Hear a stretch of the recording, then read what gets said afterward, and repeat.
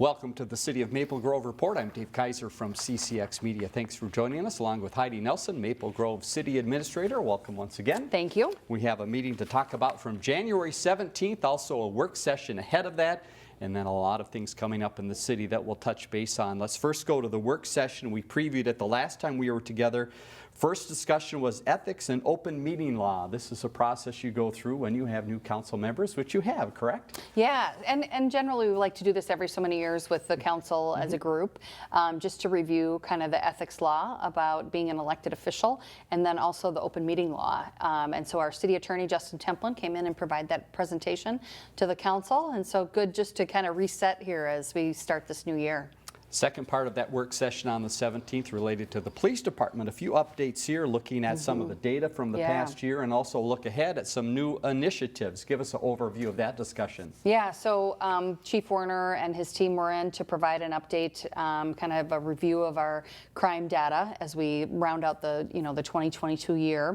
So a lot of that information available on our website inside the work session packet. So if folks are interested in taking a look at that, that information is available there. But also talk about some initiatives going forward here into 2023 and what we're going to be focused on. So we've talked about the embedded social worker program, that new addition to the police department. We're just finishing up that process with Hennepin County. Hope to have that position on board here by the end of the first quarter of 2023. Community Center Engagement Officer. So we had applied for a COPS grant to try to get some of those federal funds targeted towards a new officer position with the city, and that was going to be focused on kind of a school resource officer model, if you will, over at the community center. And so we weren't successful in the COPS grant application, but we want to bring that topic back to the council and talk about maybe advancing that position to help us out at the community center and how we approach public safety there.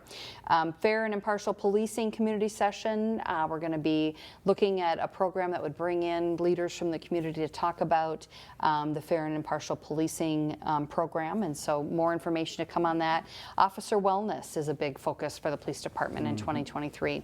We do have our own, we have a contract psychologist on board that officers can meet with at request at any time, but also we do an annual check-in with each one of our officers there. And so a lot of focus on how we're taking care of our officers this year, as well as a chaplain program. So some recent meetings with the faith community in Maple Grove and kind of establishing a more formal chaplain program there. So lots of things going on in the police department. Good, positive work here, and if folks are interested to go take a look at that crime data, all available within the Agenda Center work session packet. All right, it's on the city's website, maplegrovemn.gov. You can find out more. Now to that council meeting from the 17th, about 45 minutes in length and 2 items pulled from consent, and they involved a little bit of discussion, which is a little unusual. The first was the Eagle Lake Southwest Channel dredging. So this is something that homeowners have, I understand, approach the city. Give us some more details. Some history here in the city supporting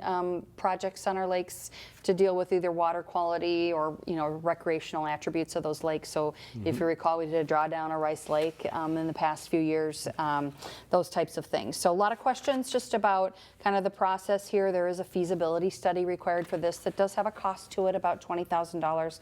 The cost of the dredging actually would be borne by the homeowners that live on that channel, and then that cost of that study would be included. I think some concern is if they didn't proceed with the dredging, would the city just be on the hook for the cost of the study?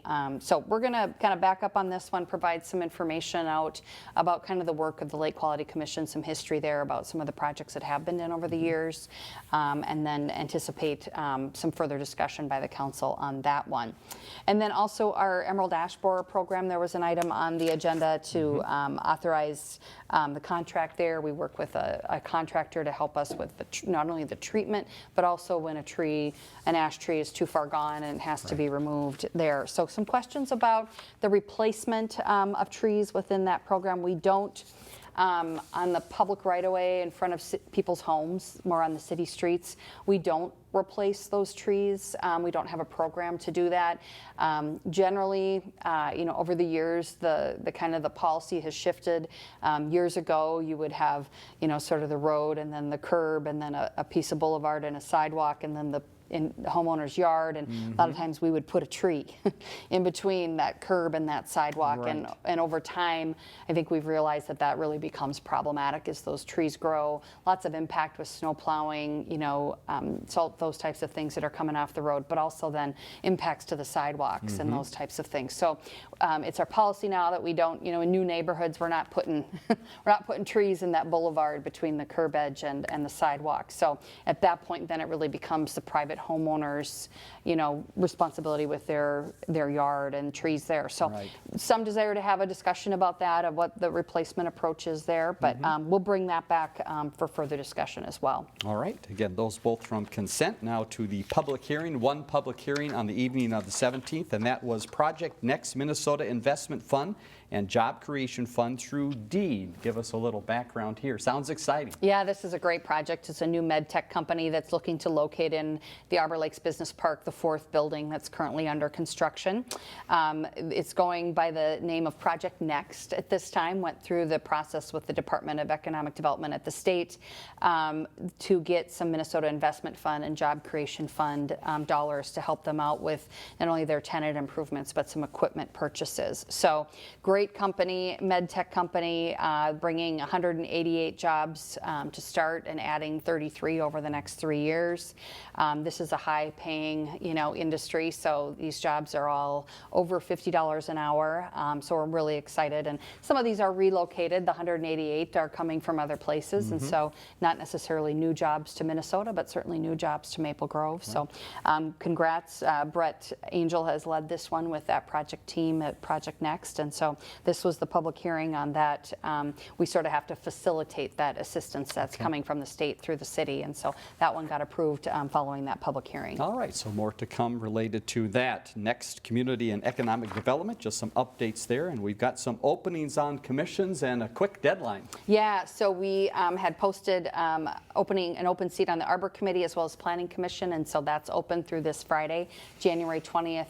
Information and application process available on our website for that. We are planning to host or to do interviews for the Planning Commission positions with the City Council on January 30th. So we'll be kind of narrowing that field and bringing the council, 3 to 5 candidates for them to interview that evening of the 30th. Looking ahead at the Planning Commission, their next meeting will be on February 13th, and one main topic there, talking about some retail space. Where is that? Yeah, so this is over at the former AMC site now where Floor and Decor is located, and if you recall, the concept plan that was approved identified some retail buildings sort of in the parking lot edges there, and one of those has already been approved, so this would be for the second one closer up by Elm Creek Boulevard. So targeted to come back on February 13th. We're still working with the developer here to try to address, traffic circulation, kind of learn more about the business and how that would operate there. So right now targeted for February 13th to come back to Planning Commission. All right, next item, engineering. A little update here on the snow from the past and snow that is still coming as we record this on Wednesday. The sound is that there's snow coming, but there was a lot of slush out there and they were busy. Yeah, so they went through and kind of did some cleanup, which I know put some heavy snow at the ends of driveways, but I think we're just trying to get ahead of what's coming next, which is 3 to 6 inches over tonight into tomorrow. I think a little bit more towards the south and east metro, so maybe it'll swing down there, but we're certainly preparing for that additional snow here. And then the staff also looking ahead to spring. Yeah. So what happens right now so they can prepare for some big projects in springtime? Yeah, so we'll take a look at the next, this year's street reconstruction program that will be done during the summer months. We'll be bringing that forward here in March, and there's some process with that. We do special assess for a portion of that cost, and so some public hearings, that type of thing, and review of where we'll be working in 2023.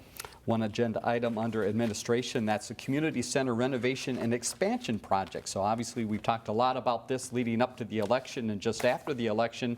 Now some of the other planning begins. What are the steps you have to go through? Yeah, so we have a number of moving pieces on this. The Park Board will be looking at some RFPs for architectural and engineering services as well as construction manager at risk.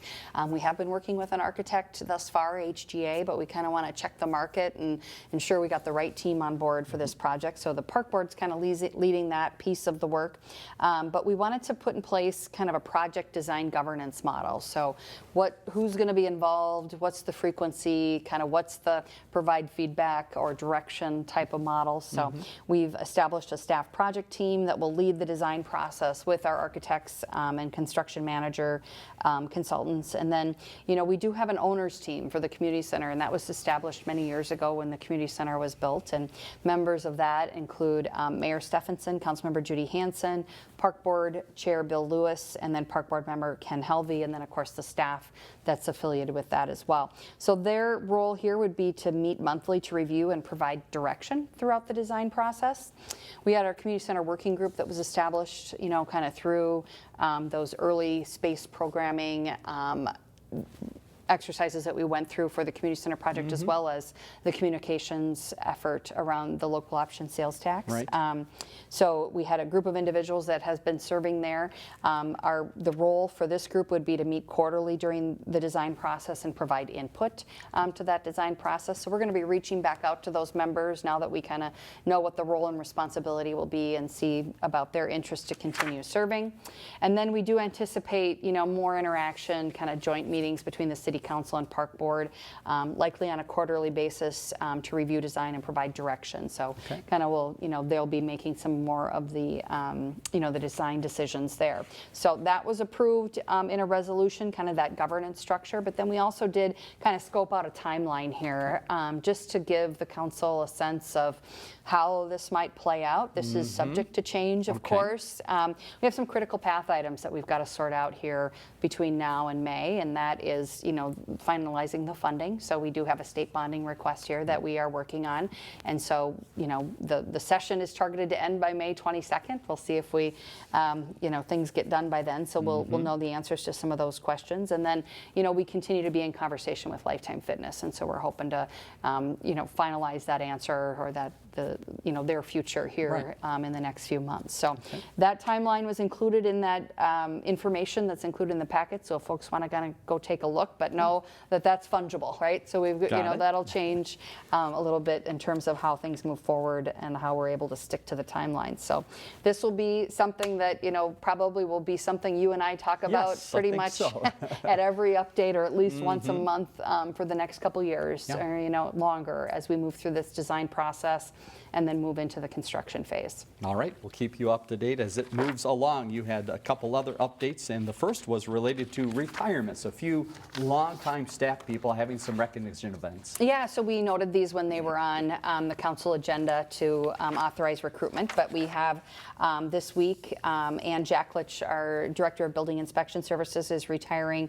We're having a reception for her Thursday afternoon, and then Kim Greninger, our Deputy City Clerk, has been with the city for 22 years, and so we'll be honoring her service on Friday afternoon. So congratulations to both of them, and it'll be great to celebrate their service. One other update given at the meeting is a date coming up for a State of the City event. Who's the partner and when is that? Yeah, so this is an event that's occurring on January 25th out at Rush Creek. We've been participating in this I-94 West Chamber State of the City event now for a few years, and great attendance, and they'll do kind of a panel discussion with all the cities that are involved with this chamber, and it'll be a really nice update on all the cities.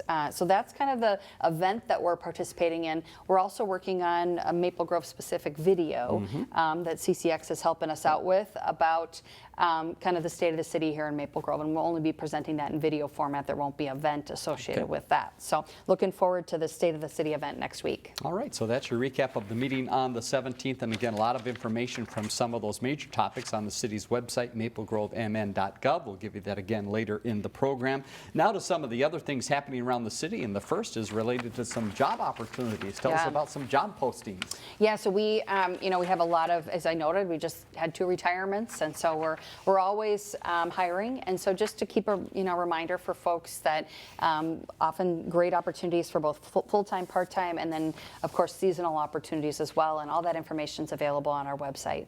Information just out about National Night Out, a big event each year in the city of Maple Grove. Tell us about the recap and some of the information that was sent out. Yeah, so for 2022, Maple Grove placed second nationally for cities with a population between 50,000 and 100,000.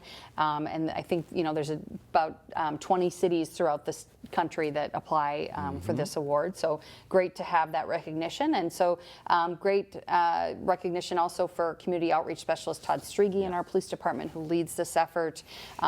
We had over 200 parties and over 1,000 people that are involved in that kickoff celebration over at the community center. So always the first Tuesday in August, so neighbors, mark your calendars, and we'll be out there again, and we'll try to beat Brooklyn Park next year. They took first place. We're not sure what they're doing different, but we're going to figure it out between now and August. Excitement to come of how that moves along. Another update from the police department. We've mentioned it a few times, the camera registration program. Again, give us some details behind this. Yeah, so this is a voluntary program. Many people have Ring doorbells or some other brand of doorbell on the front of their house, or even cameras. And so a lot of times when we have something that's happened in a neighborhood that the police are responding to, we can go back and ask the neighbors, do you have any camera footage that we might be able to use or take a look at, and oftentimes we'll find things that they're looking for. So this is an opportunity to sort of proactively register that, hey, I have cameras at my house and here's what they do.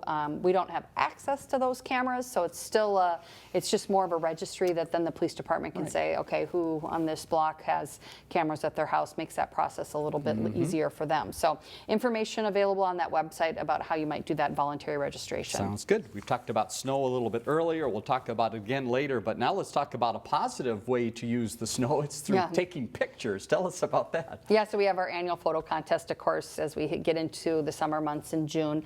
But great time. And this winter, while it has been challenging, it has been very picturesque. Yes, it has. It's been very beautiful. We've actually gone out a couple times and taken some great photos of just our facilities and parks and those types of things in the beautiful snow. So encourage our photographers to get out and capture those images as well. All right, and there's information on the city's website about getting into that photo contest. Also information online about the Residence Guide, handy tool for residents. Yeah, beautiful picture of folks paddleboarding on a lake, a nice summer scene on the front cover of that Residence Guide. So that is available online.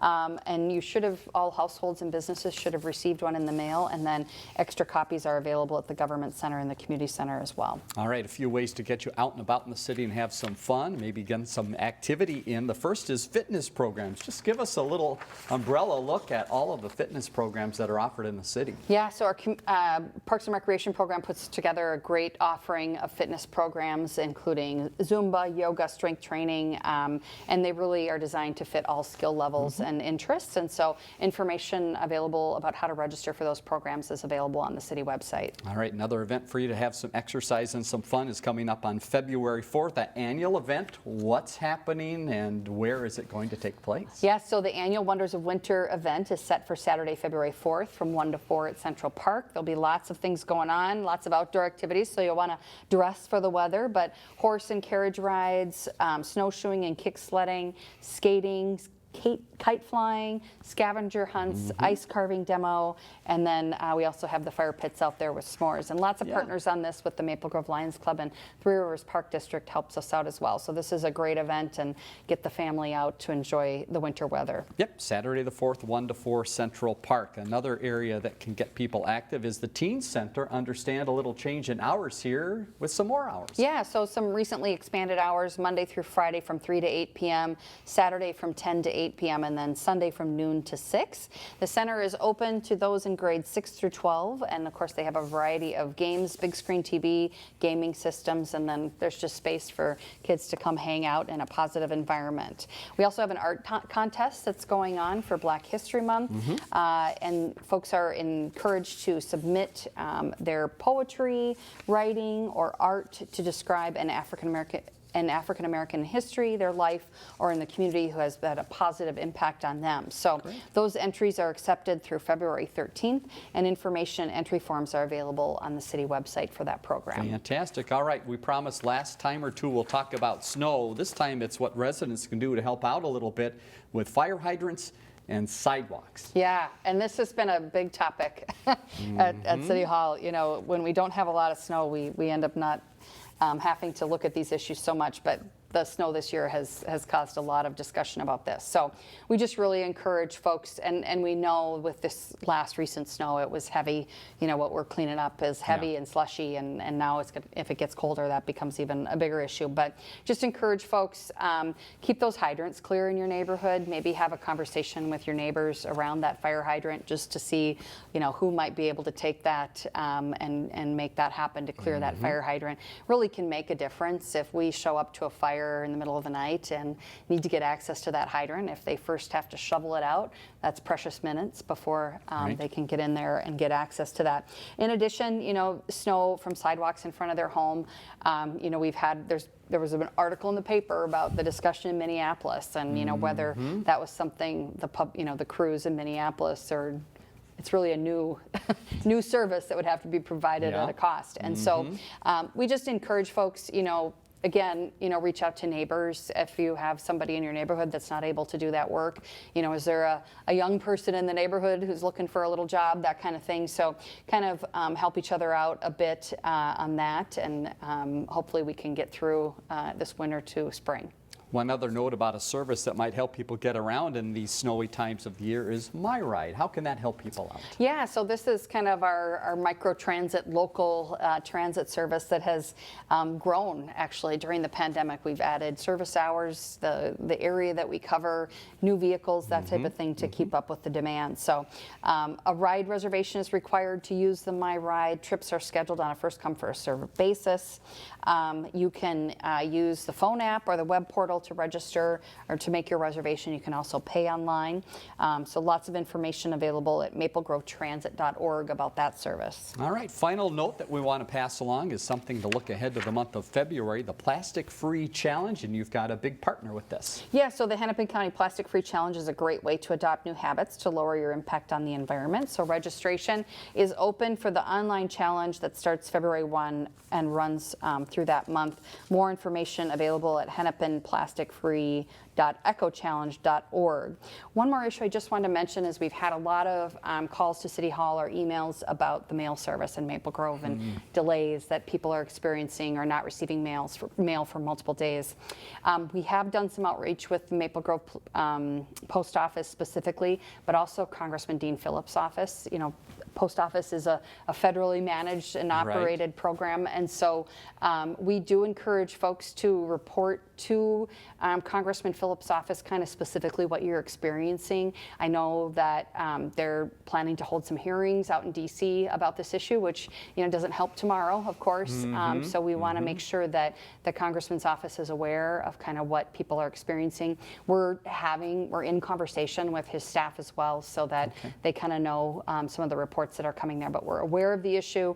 I know it's challenging to get somebody on the phone at the Maple Grove Post Office. That has been an issue, but we do encourage that outreach to the Congressman's office, and certainly you can give us an email, and we'll make sure that gets passed along as well. Very good. All right, and again, a lot of information passed along today. We want to leave you with the website, so in case you have questions or want to look up more information on some of these topics, here's the place to do it. Down at the bottom of the screen, maplegrovemn.gov. You see the next City Council meeting comes up on Monday, February 6th, 7:30 at the Government Center. For Heidi Nelson, I'm Dave Kaiser. Thanks for joining us on the City of Maple Grove Report.